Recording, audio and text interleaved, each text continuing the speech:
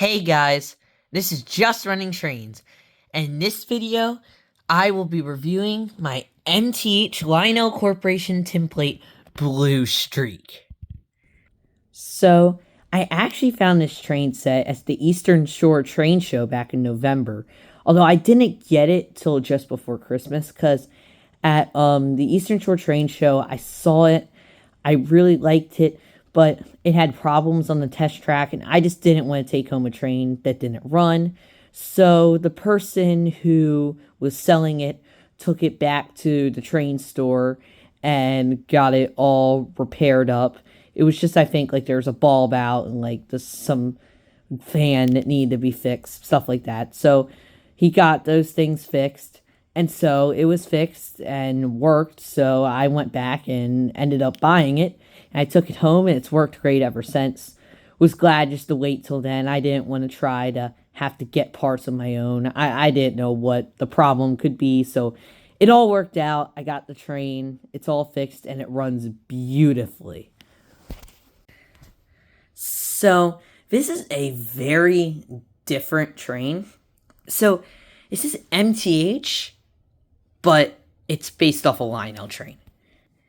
You're probably like, wait, what? Yeah, so MTH back for a while in the 2000s and 2010s did a line called Lionel Corporation Tinplate, where MTH made models of Lionel Tinplate trains. So yes, that's why part of the reason I thought this was really cool. And it's an MTH and a Lionel train in one, which is just kind of crazy. You know, two of the two big giants and O scale trains come together and make this. It's just really cool. So I love that, of course, about it. And it's just a beautiful set. And I first saw this, I was impressed. It had no scratches. Like, it looked just beautifully. I mean, you can see it shines. This is the Blue Streak set, which was, I believe, in Faraday's loosely based off the Rexall train, which was a train that was advertised for the Rexall drug company. But so they kind of loosely adopted it into this Blue Streak Streamliner set with the Commodore Vanderbilt leading it, because the Rexall train was led by an engine in the Commodore shrouding. But it's just a really beautiful set. As soon as I caught it, it was just something unique. And I like unique trains, so I was like, this is mine. I mean, back then, people were not as worried about trains being prototypical.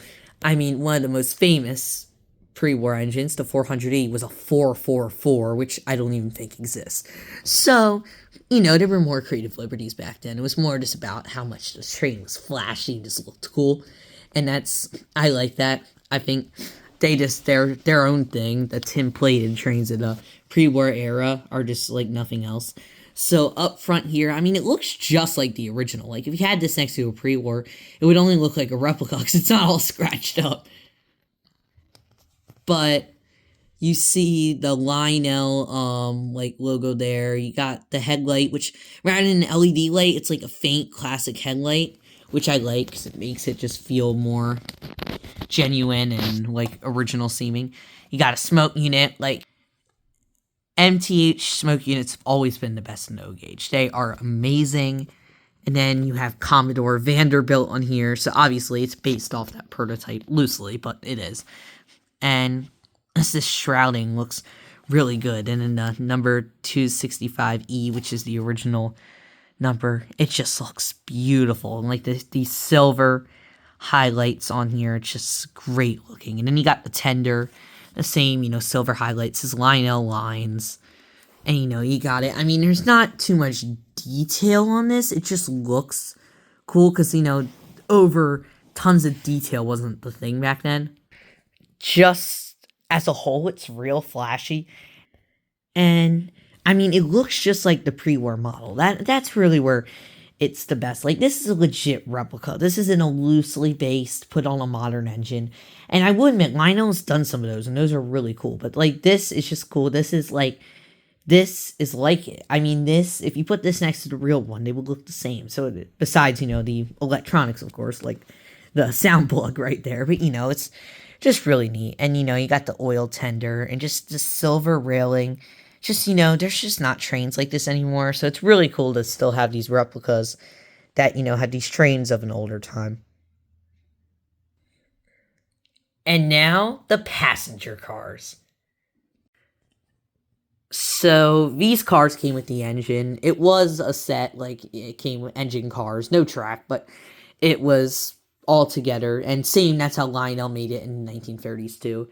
And these cars are really cool looking. This first one, 619, you see it's got, like, the front, like, baggage area, and then this. I mean, they're not, like, detailed, but because they're not supposed to be. You can't call these trains under detailed because that's not what they're supposed to be replicating. They're not replicating a prototype as much as a previous model. So I mean, it just looks flashy. The paint is just glossy, and how it's plated just looks really good. I like the splash of white in the middle too. And then you got right here this connection, which is really interesting. These cars are not traditional couplers. All they do is they just like slide. This just slides, like clips into that, and then it's like pulled tight. And same with this one. And this car is actually interesting because when you take off the center sections, it has no wheels at all. Yes, this is probably the only train passenger car I have in my whole collection that has no wheels, technically. And it just, clips in to these things. And there you go. Now it's part of a train. Because these things are their own separate, like, these connectors are their own separate pieces. Which is how, like, it's these articulated streamlined trains. Like, these are not standard, coupler passenger cars. And then you got the observation, which, like, the front car has a regular end and then has a end with no wheels that connects to this. So none of the passenger cars in this train, have two sets of wheels. So not only are they passenger cars, they're a really unique type of passenger cars, which just makes this set so much cooler. And they look, again, real good with the silver railing and just that beautiful tin plate with just that shiny paint. It just looks so good. So, now that we've looked at it, let's run this set. Alright, now we're going to run this. And this is where this set changes a little bit from the original, because this thing has MTH's Proto Sound 2.0 system, which is great sounds, stuff that people could only imagine of in the 30s. Cool. So let's start it up. Oh yeah. Got that sound, going, the steam sound. Now it's smoking really good, like I said. Alright, let's blow the whistle. This is one of my favorite whistles. It's a New York Central style whistle. I love this whistle.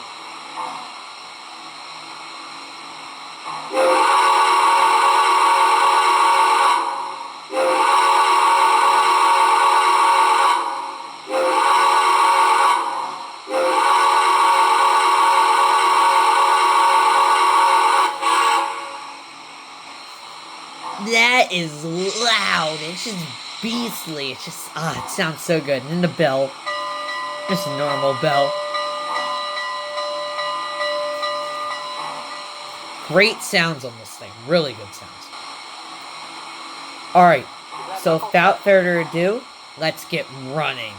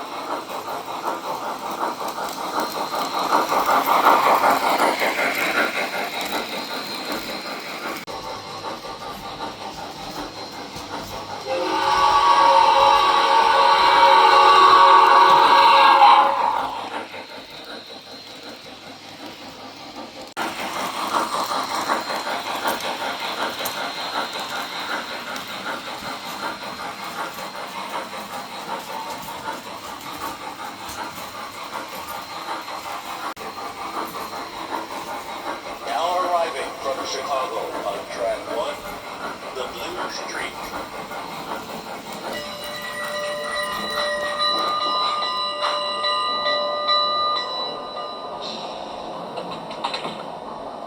This stop is Elkhart. Watch the step, please. Have a nice day. Welcome aboard. Ticketed passengers only. Let me help you with your baggage. Thank you.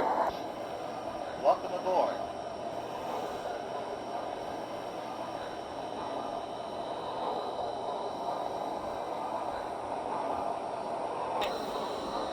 Now departing for New York on track 1, the Blue Streak. Now, boarding. Step right this way. Thank you. Pardon me.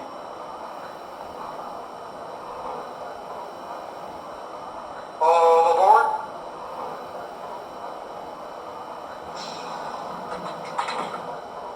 I see the conductor checked his watch again. Must be time to go. Conductor's giving us the highball signal. Let's get down the line.